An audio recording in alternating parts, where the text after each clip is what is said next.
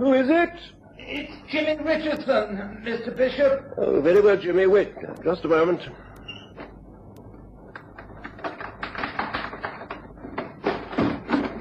What the... Who are you? Get him quickly.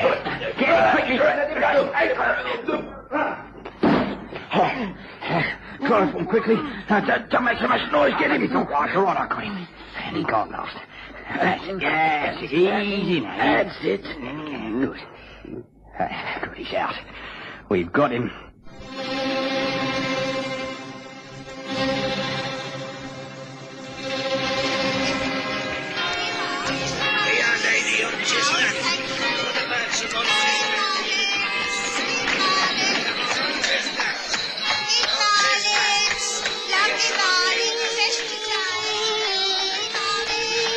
We present the stories of Sherlock Holmes.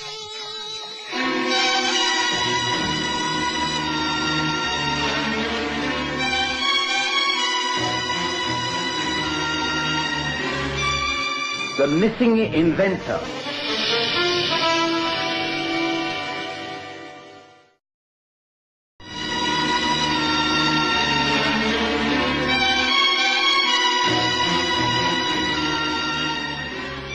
Over the years, I've been privileged to chronicle hundreds of the cases that Sherlock Holmes has worked on, and most of them, I'm happy to say, have been extremely successful.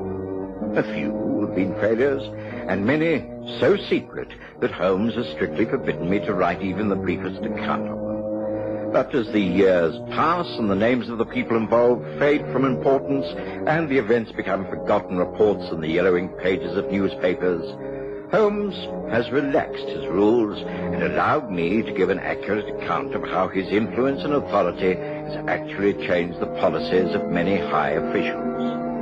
There was one case that is now over 10 years old. It happened back in 1881. I was still living in the rooms at 221B Baker Street. I clearly remember that it was summer, and for England, a rather beautiful summer, filled with clear skies, warm days, and leisurely evenings.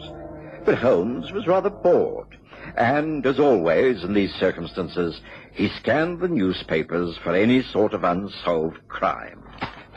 Nothing at all, Watson. The fine weather has made all London content. Not a single crime of interest reported in the daily press. Oh, surely you should be glad of that, Holmes.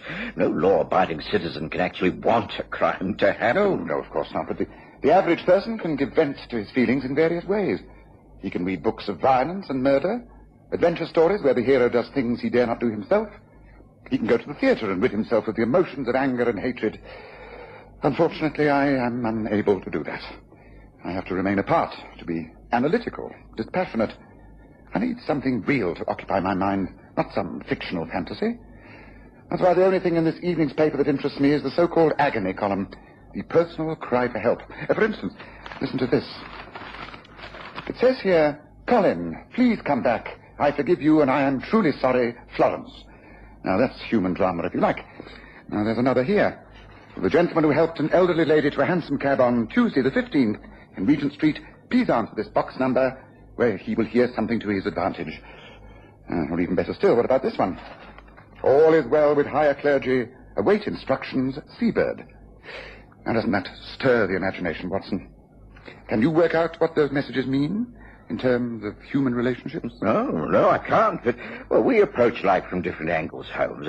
I'm concerned with the physical well-being of my patients, and I'm content to heal their bodies as best I can. I leave the imaginative workings of the mind to you. A visitor. This could prove interesting. I wonder if Mrs. Hudson's still with us. If I think she's yet to say goodnight. She usually pops her head in. Yes, I think she's answering the door. Well, I know I have no appointments this evening. Oh, well, at least it will alleviate the boredom.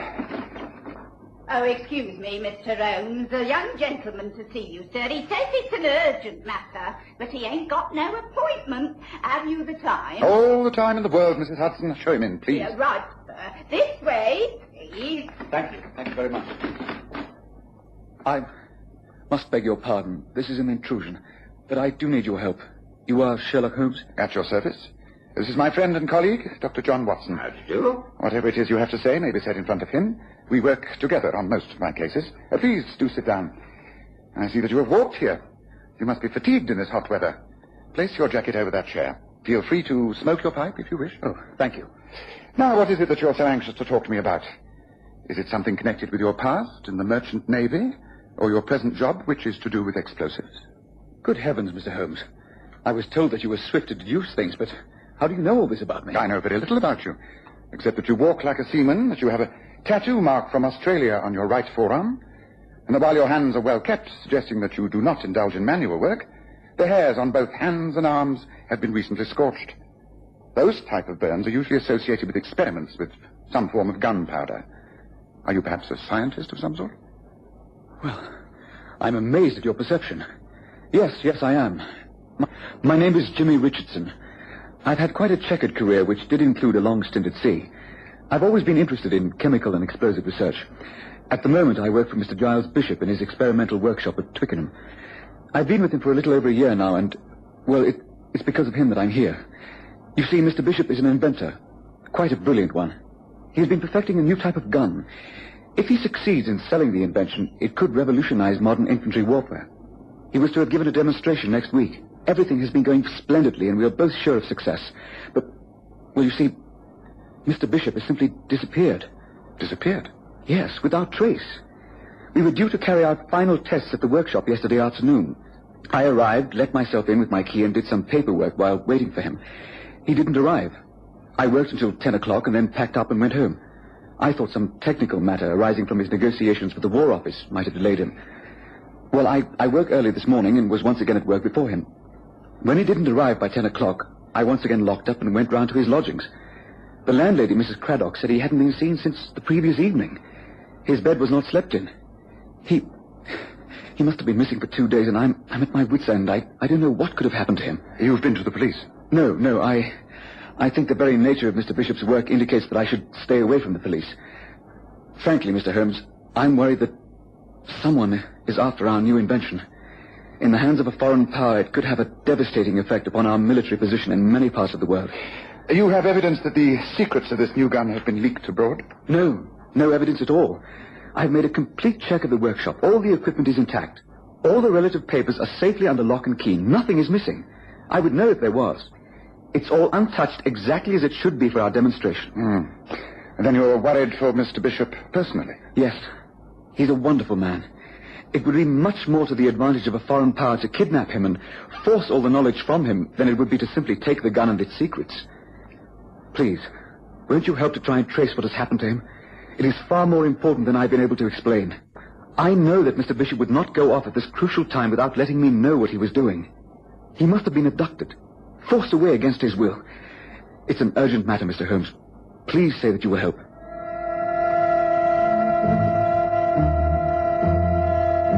Of course, Holmes agreed. Even if it had not been such a slack period in his career, I think he would have taken the case. His first reaction was typical. After taking Jimmy Richardson's address and making an appointment to see him early the next morning, he invited me out to dine. We hailed a hansom cab, and to my surprise, Holmes requested that we be driven to the Diogenes Club. And once there, of course, he asked for his brother Mycroft, who invited us to join him. There was another gentleman in the party, Mr. James Jules. Good to see you both. Do join us. Allow me to introduce you. This is Mr. James Jules. Jules is my brother Sherlock and his colleague, Dr. John Watson. How do you do? Jules is in the Defense Ministry. How do you do? This is a most timely meeting. As a matter of fact, I have one or two queries regarding an interesting case that has come my way. Perhaps between the two of you, you might be able to give me a little advice. I've heard so much about you from your brother that I doubt if I can advise you on anything. But I should be a very avid listener. Let's order drinks, and you can tell us what's on your mind, Sherlock. Waiter, same again, please. And 2 more scotch and sodas. That will be to your liking, won't it, Watson? Thank you, yes. I know my brother's taste. Well, now, tell us what it is that you're interested in at the moment, Sherlock. More murder and mayhem? I sincerely hope not. No, I'm inquiring about an inventor named Giles Bishop.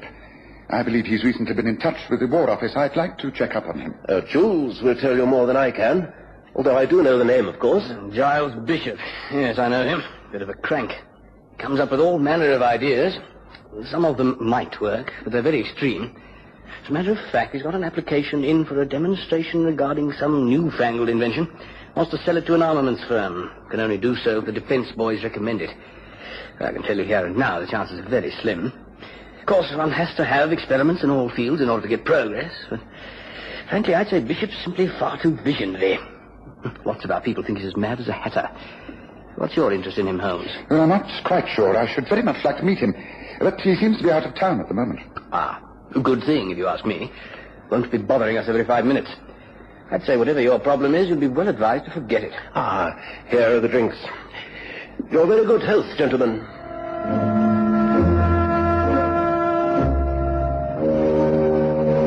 I was surprised that Holmes appeared to take James Jewell's advice, for he immediately changed the subject, and during and after an excellent dinner, the matter was not referred to again. We left the club quite early and took a hansom back to Baker Street. Holmes appeared thoughtful and hardly spoke. It wasn't until we were actually outside 221B that he showed any sign of interest. For having paid off the cab, we found young Jimmy Richardson waiting on the pavement. Ah, Mr. Holmes, Dr. Watson, I've been waiting for you. I have to tell you, I have received a letter from Mr. Bishop. He says there is nothing wrong, that he has simply gone away for a few days to think things out. But the letter is a fake. I'm sure it is. Please, won't you study it and give me some advice? I know it's late, but please, won't you agree? I'd rarely known a case start off so very tamely. I was surprised when, instead of dismissing Jimmy Richardson, Holmes actually readily agreed and showed the young man upstairs to our sitting room. There, he asked to see the letter from the missing inventor. Oh, dear Richardson, a short note to say that I've gone away into the country for a week. I've been at it too hard, and I'm inclined to rather overdo it a bit.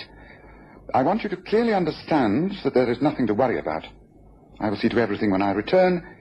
I want you to simply carry on as usual. Yours, Giles B. This is his handwriting? Oh, yes, it's his handwriting. No doubt about that. I don't think anyone has forged the note, but he must have been forced to write it. To start with, he would never call me Richardson. He would write Dear Jimmy. And then here, he would never sign himself Giles B. He would write G. Bishop.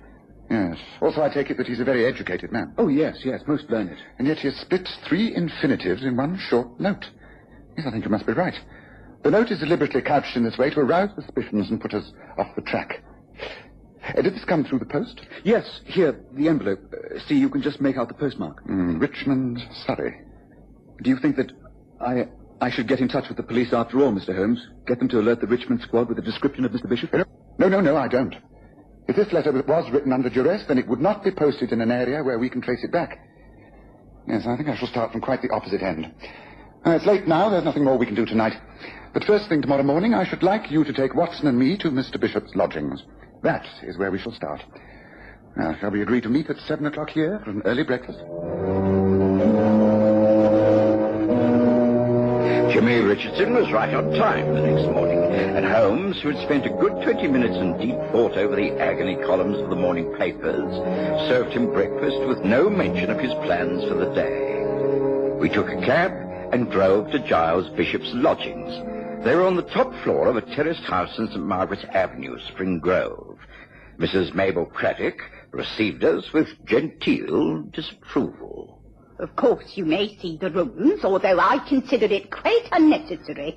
I received a short note only yesterday from Mr. Bishop to say that he decided to spend a week in the country. It's quite clear that he will return when he thinks fit. May I see that note, Mrs. Craddock? I don't think I kept it. It was just a short note in his own hand. I recognise the handwriting. Oh, really, Mr. Holmes, I don't know what all the fuss is about.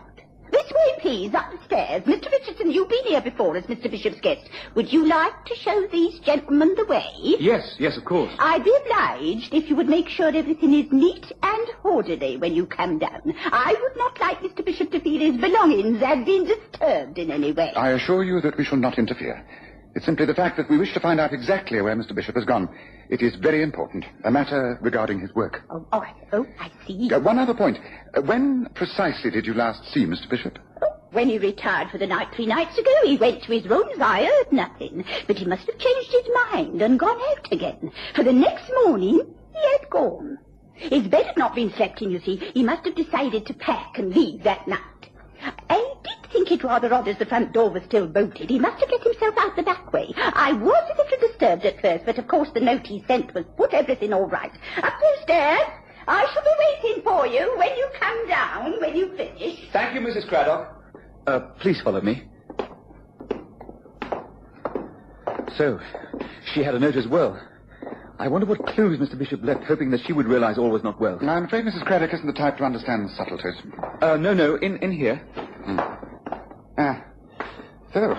So these are his rooms. This is the living room, and through here, I presume, is the bedroom. Yes, I think this is the room we want. It looks out over the back roofs, doesn't it? A sash window, and outside, yes, a small fire escape to the roof. Just give me a hand with this, will you, Watson? Well, you think the bishop might have left through the window, Holmes? Well, that would certainly explain why Mrs. Craddock didn't hear anything. Yes, and also how the front door remained bolted. Just a moment. Don't touch anything until I've made a thorough examination. Yes, there are fresh scratches on the brown paintwork. See here and out on the ledge, near the iron staircase. Several cigarette butts. Did Giles Bishop smoke, Richardson? No, not at all. He maintained that it was too dangerous in the job that he's doing. Yes, I see. Well, then it seems clear that the abduction, if there was one, took place from here. Come, Watson, let's see if we can follow a trail. I have an idea we're on the right lines at last. Holmes clambered out of the window onto the iron fire escape, and I followed him. The staircase led both up and down. Holmes went up, and we found ourselves on a flat rooftop. It seemed to lead to nowhere until Holmes pointed out yet another small flight of iron stairs that took us up and across yet another roof. Holmes moved slowly and carefully, examining the slates and tiles that gave way on either side. Eventually, he was satisfied. Yes, there's no doubt about it, Watson. I should say 2 men were involved.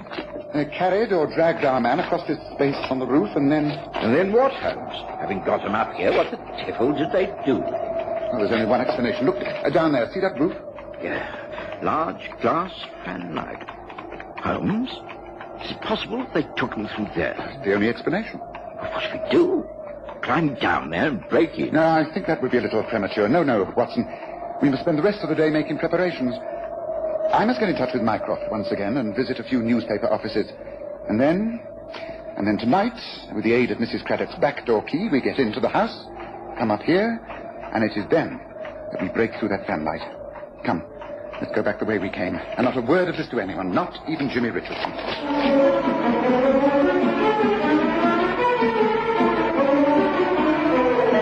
I was completely baffled by the rest of that day.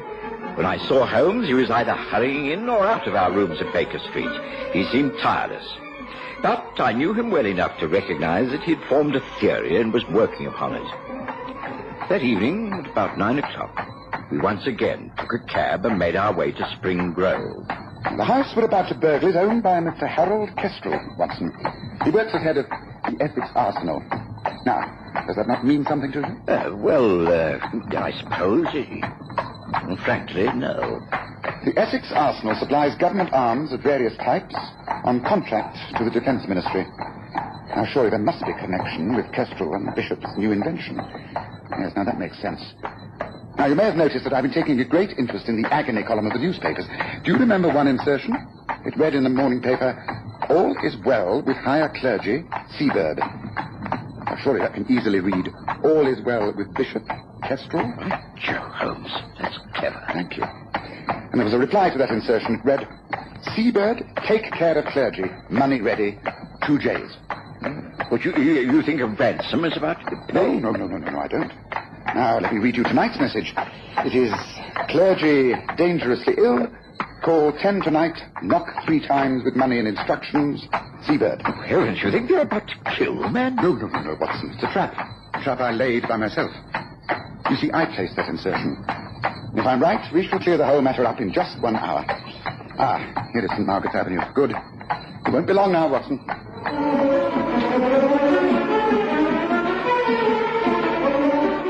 The entry into Bishop's lodgings and the quiet scramble across the rooftops in the evening light were far easier than I anticipated. Holmes had left nothing to chance.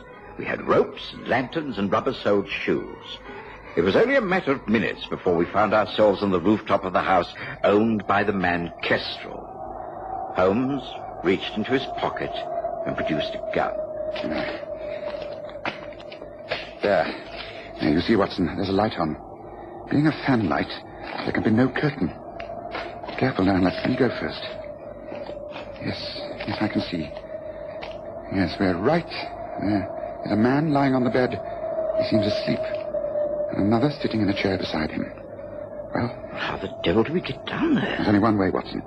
I'm going to simply jump through the glass. Follow me as quickly as you can. I'll deal with the thug on guard. You attend to the man on the bed, who must be Bishop. Ready? Here I go.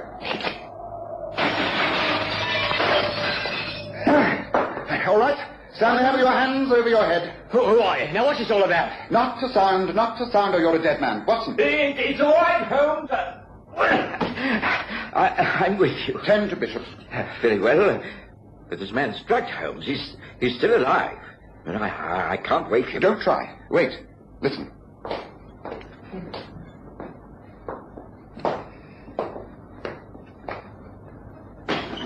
What's happening in here? What's the matter? Stay quite still, Kestrel, and you won't be hurt. The game is up. The police are surrounding the house. We are taking Giles Bishop out of here, and you are going to face arrest for kidnapping and assault. Come on.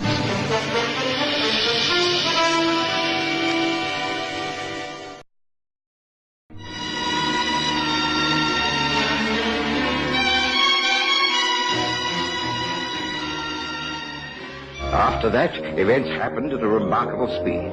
The man named Kestrel must have realized that he could not escape.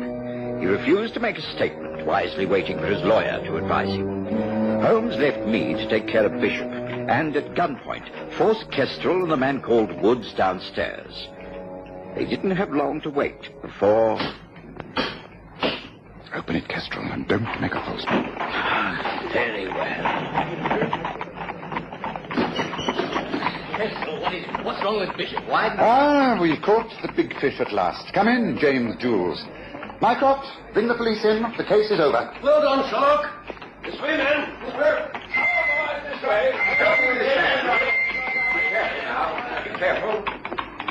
Back at our rooms, Holmes was able to add the final detail. It was all arranged by James Jules, the 2 J's of the advertisements. He was in need of money. He arranged a deal with Kestrel of the Essex Arsenal. He would renew the standing contracts for a certain sum. But then Bishop came up with this new invention, which, if the Defense Ministry were impressed by the demonstration, would alter all their contracts for arms. Bishop simply had to be kept out of the way until the business deals went through. Luckily, we were able to foil the kidnappers. The demonstration will take place as planned. And who knows, it could revolutionize the whole of this country's defenses. Let's hope so.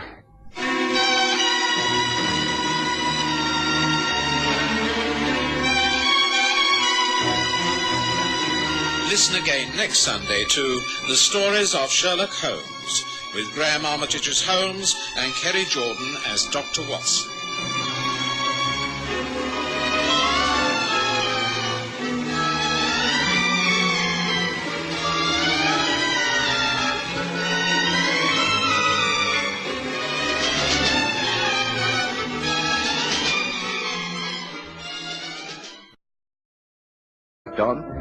And most of them, I'm happy to say, have been extremely successful. A few have been failures, and many so secret that Holmes has strictly forbidden me to write even the briefest account of them. But as the years pass and the names of the people involved fade from importance and the events become forgotten reports in the yellow ink pages of newspapers, Holmes has relaxed his rules and allowed me to give an accurate account of how his influence and authority has actually changed the policies of many high officials.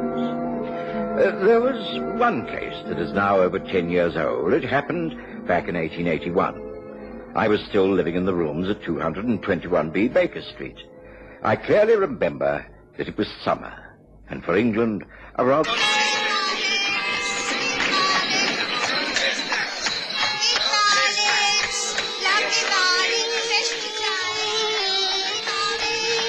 We present The Stories of Sherlock Holmes.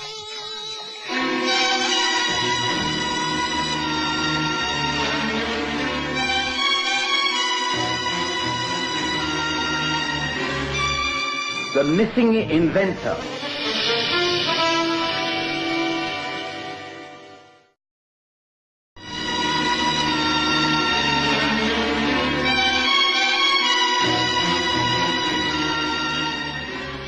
Over the years, I've been privileged to chronicle hundreds of the cases that Sherlock Holmes has worked. A beautiful summer, filled with clear skies, warm days, and leisurely evenings.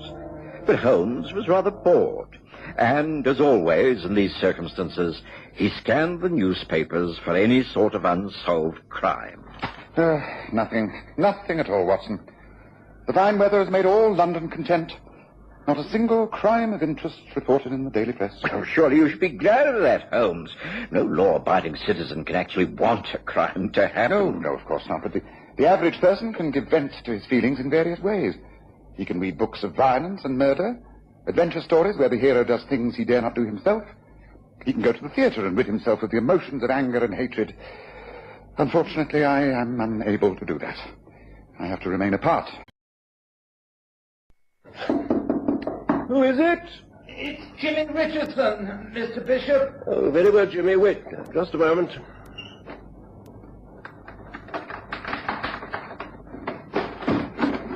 What the... Who are you? Get it quickly.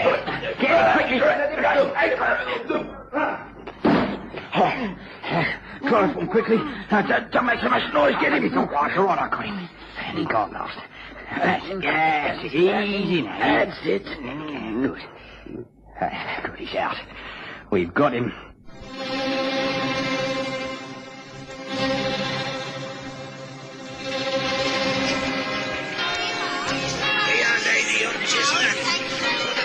To be analytical, dispassionate. I need something real to occupy my mind, not some fictional fantasy. That's why the only thing in this evening's paper that interests me is the so-called agony column, the personal cry for help. For instance, listen to this. It says here, "Colin, please come back. I forgive you and I am truly sorry, Florence." Now, that's human drama, if you like. Now, there's another here. The gentleman who helped an elderly lady to a hansom cab on Tuesday the 15th in Regent Street, please answer this box number where he will hear something to his advantage. Or even better still, what about this one? "All is well with higher clergy. Await instructions, Seabird." Now, doesn't that stir the imagination, Watson? Can you work out what those messages mean in terms of human relationships?